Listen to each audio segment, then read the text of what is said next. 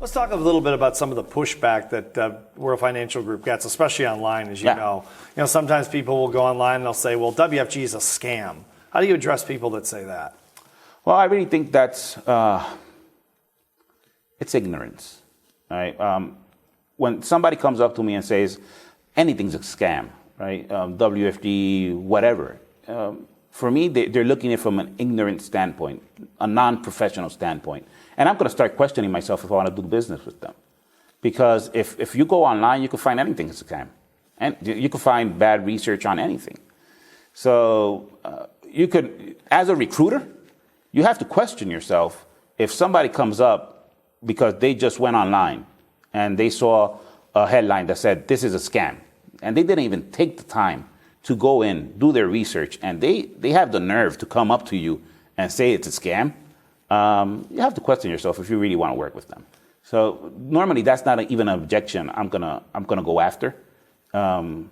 If I really like the person, I can maybe ask them what do they think, why do they think it's a scam, so they can explain themselves. Normally, when I do that, people don't even have an answer because they just read it online and they just don't believe they can do it. And how they don't believe they can do it, now they're going to put a bunch of excuses, one of them being, this is a scam. So it's not really about this is a scam or it's not a scam, it's about their own self-belief, their own self-image of themselves, thinking if they can do this or not. How about when they say it's a pyramid scheme because it's multi-level marketing, network marketing? People say, well, it's a pyramid scheme. Well, what do you refer to? What are you referring to as a pyramid? You're saying that if I make money off of your sales, it's a pyramid? Well, because we have to understand the definition of a pyramid, right? Because pyramid and multi-level marketing are two different concepts, are two different things. So if you're saying it's a pyramid, you're totally off again, right? Why? Because a pyramid is illegal. If we were a pyramid, we would be shut down by the government. That's right there and now. If we were a pyramid, we will be shut down by the government. If we are a multi-level marketing company, what don't you like about multi-level marketing companies? Because if you've never been involved in one, or if you have been involved with one and you had a bad experience with one, what was that experience? And I'll tell you if we are like that or not. Because maybe the experience is that, well, it's that I don't like those companies because I have to buy a bunch of product and keep that product stocked up in my garage, and it was a hassle to cancel everything. I said, well, that's not what we do. So if you're defining multi-level marketing, thinking about products stacked up in your garage, that's not us. So what else don't you like about multi-level marketing? How about people that say, well, I went to a meeting and they chant and they have this swoosh thing they do and they sometimes wear the same colors, in terms of their dress. What do you say to people say, well, it's like a cult. WFG's a cult. We don't run our business that way. So we've never even had that objection in I think in our whole career. Because we just don't run it that way. But if excitement, which is, some of the teams do. But yeah, a fair amount of them. If excitement makes you uncomfortable,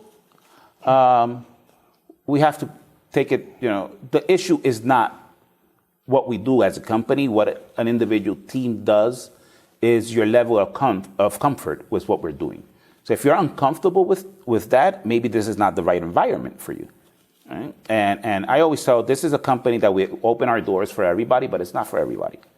And if you could deal with the feeling uncomfortable with that and looking at all the great stuff we do have, and if it makes you so uncomfortable you can't come to a meeting and chant, but if you keep coming, you'll do the whoosh. Yeah, it's kind of addictive.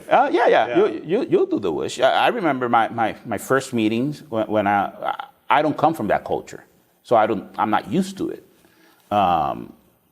I've run my business always totally different. So when I go to the first convention and I see the whoosh, I'm like, whoosh. Okay, yeah. And I'm already making $100,000 a year. Right. Yeah, you're in. I'm in. I'm like, what's this whoosh thing? Right. So it's kind. Then you get to understand, and mostly people are uncomfortable with things when they're not a part of it.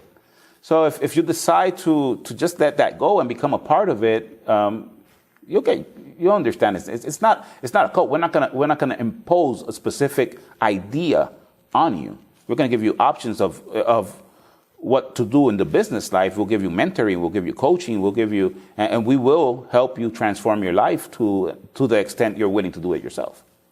Well, what's the downside of WFG? The downside? You're in it for yourself, right? I think the most, and let me rephrase that. I think the downside is expectations. How do you mean?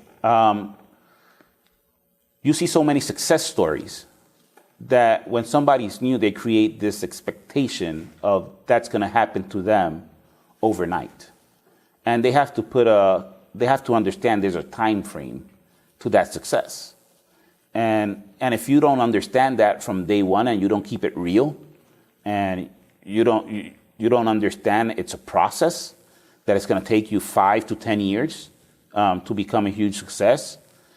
So the expectation you bring is going to be your downside. If you don't understand the processes of this business and you have that employee mentality that you say, well, this guy makes $100,000, because that's what happens. You have an employee mentality. You come into this business. You say, well, I can make that position, and he makes $100,000 a year.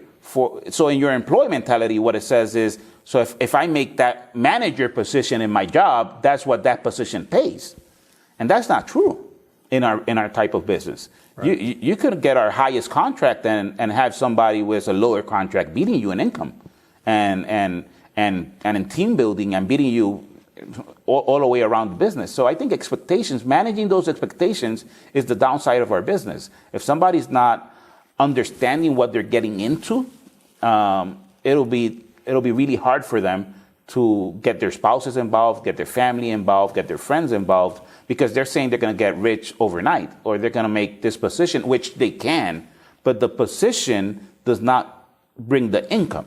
Your personal activity and your attitude will bring the income. So understanding that change of culture and that change of mind, that change of vision from an employee to an entrepreneur, and them handling those expectations correctly, it's going to be the biggest downside of our business for the new person. Julio, do you think that part of the problem is because people like yourself, people like, say, Darren Farrell, who had 10 years experience, both of you guys had 10 years experience roughly in the business, and then you joined WFG, and in Darren's case, the company became WFG. Do you think you guys were so fast out of the gate making money because you had all this experience, you knew exactly what to do, as opposed to if someone from the outside with no experience joins, it's probably going to take them, as you said, 5 to 10 years to really make serious money? Yeah. So do you think that's part of the false expectations? That can be part of it, and that's truly the responsibility of the leader, of whoever's trying to sell that business, sell the dream at that moment. I always explain, and when I always talk to new people, I said it took me 14 months to do my first sale in this industry.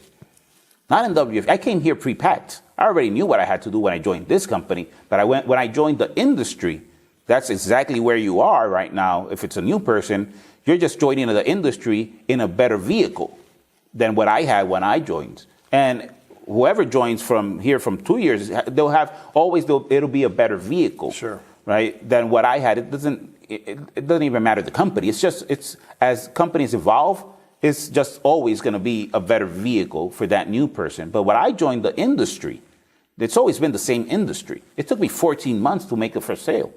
So, but if you hang in there, after I made my first sale, 15 months after, I was the regional vice president of the company. So what you have to understand, if you stick in the business and you keep going to the meetings, and you keep learning and keep developing the skills and knowledge, that will come to you. All right? You can't measure my success in this company as looking at WFG and take out my 10-year prior experience, sure, take out my other business building aspects outside this industry, all the knowledge I acquired as a kid being in the business industry with my parents. You can't take all of that out of the equation, because if you don't bring that entrepreneur mindset, and your parents were 2 government employees, right, and you've never been exposed to business in your life. You're maybe 40 years old, but you've never had experience in business. It's going to take you a while. You have to learn, acquire skills, acquire knowledge in the business aspect. to become an entrepreneur in the financial service industry. So you're learning two careers at the same time.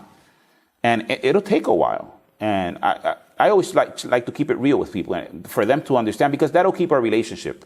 Sure. For me, the relationship is everything. I want them to understand this will not be easy. It's totally possible, but it's not easy because you have to learn things you don't know right now. And now you're maybe out of that time frame of learning in your life. So now you have kids, you have a wife, now you have to take time from them to start learning this new business you're doing. But if you have a purpose and you have a reason to do it, it's going to be worth it down the road. Yeah. Some of the critics have said that WFG has a hard sell culture. How do you address those people?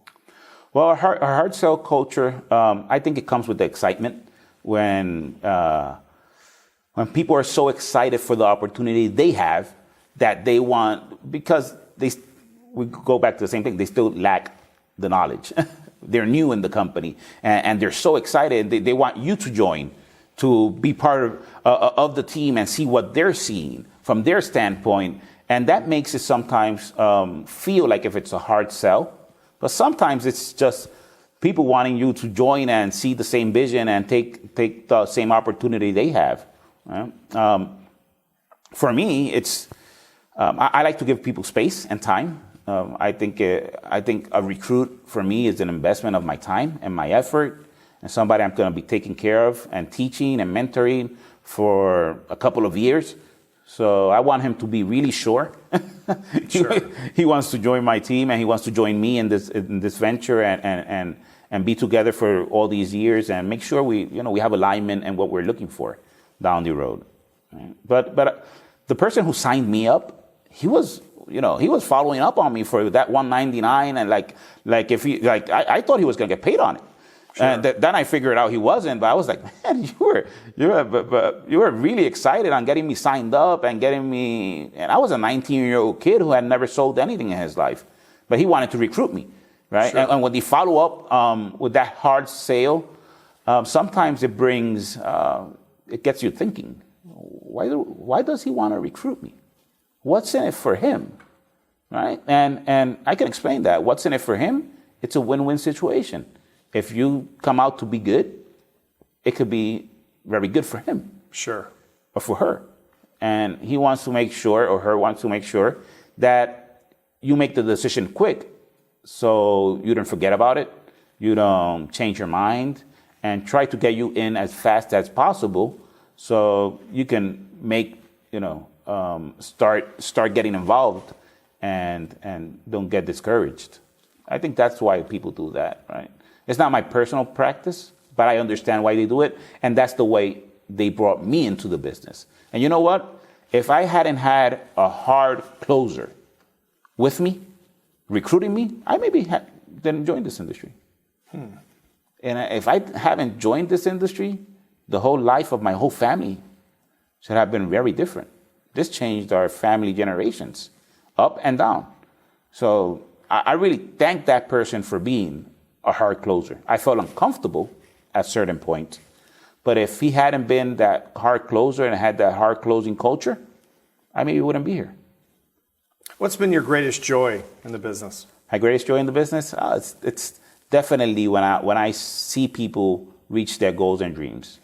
And it's not just about money, right? But when I get a call from people who join their business who say, Julio, you know where I'm at? Where? I'm at my kids' field day, right? I haven't been able to see my kids play sports in 10 years because I had a 60-hour job, and thanks to the opportunity you gave me and the coaching and the mentoring, I'm free. And, I work hard. I work the same 60 hours, but now I control when do I work those 60 hours. When I get those calls of people who are changing their lives and now they're giving back to their community, now they're being a better parent because they have the time to do it, now they can invest more of the most valuable resources we have, that is time, with the most valuable thing we have, that's our family. That's the most rejoiceful thing I have in my career when I get those calls. How about your favorite client story? My favorite client story, recent. In the middle of right after the storm, I got a client who called me up and he said, Julio, I need $100,000 out of my IUL. Can you talk about the storm? Just explain to the audience the storm, what happened? What happened? Oh, Hurricane Maria down in Puerto Rico has been, it just basically destroyed the island. It's 2017, correct? It's 2017. It's September 20, 2017, the day that changed our life forever. Right? We were that day. We just had finished the meeting. Right? We had a meeting with our whole team, and we had to cancel it. We had a meeting the day prior to that, and we didn't. We thought it was a storm that was coming. You know how always happened. We have a blessed place where we live at in Puerto Rico, and we just thought it was going to go away, like all the other storms. Like Irma had gone away a week before. Sure. You know, just merely scraped us a little bit. So we thought it was going to be another Irma, and no, it just went through the middle of our island, and a Category 4 hurricane, 200 miles an hour, oof, and just blew the whole electrical power grid off. All internet service dead, gas stations destroyed. Just a heartbreaking experience. Basically, everything destroyed. Hundreds of people without a home. Hundreds of thousands of people without a home. 100% of the island with no power. No airplanes to get out of the island. The airport's not working. Nothing's working. Banks are not working. ATMs are not working. There's no stores open for days or weeks at some places. Even if they're open, if you don't have cash, you can't buy anything. Even if you have cash, you could just buy whatever is left. Because so it's a quite interesting opportunity we had to live, and I'm grateful I had the opportunity in my lifetime to go through something like that. But it basically took an island and it changed the way people on the island are living right now. It just changed it. And then you took your business and moved to Tampa? I took my business and moved to Tampa. Yeah, I think it was the right business move to do at the moment. I needed to be in the mainland, so I can have a better relationship with the companies we work with, and I could be a support liaison with Puerto Rico and help the business rebuild down there. Yeah. So that's. And you were saying, I cut you off just to explain the hurricane for people who didn't know about it, depending on when they're watching this. Yeah. But you said your favorite client story was around the storm? Yeah. So after the storm, I have this client. He has a policy with us like for 5 years, fully funded IUL, great product design we did with him, and he calls me up and he says, Julio, I need a loan. Because after these natural disasters, there's always opportunities, right? I'm already living in the U.S., so I have access to everything. I have internet. He calls me up. His signal is breaking up. Sure. He says, Julio, I need $100,000. I said, give me a second. I go into his IUL. I says, yeah, you have much more than that in your IUL. And so I need a loan of that money so he's gonna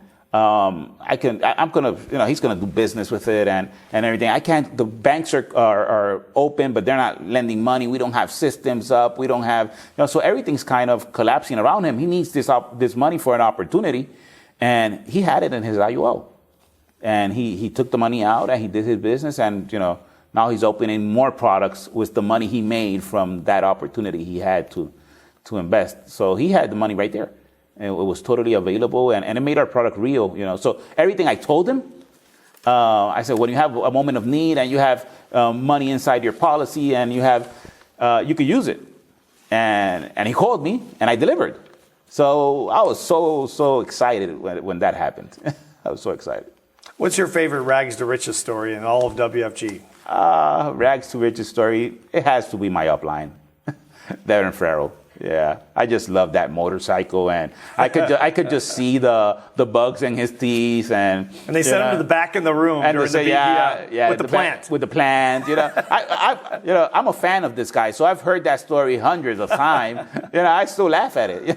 Sure. And I was seeing pictures on Facebook he put up these days when he was at those first meetings, getting his first trophies with that big smile on him, and.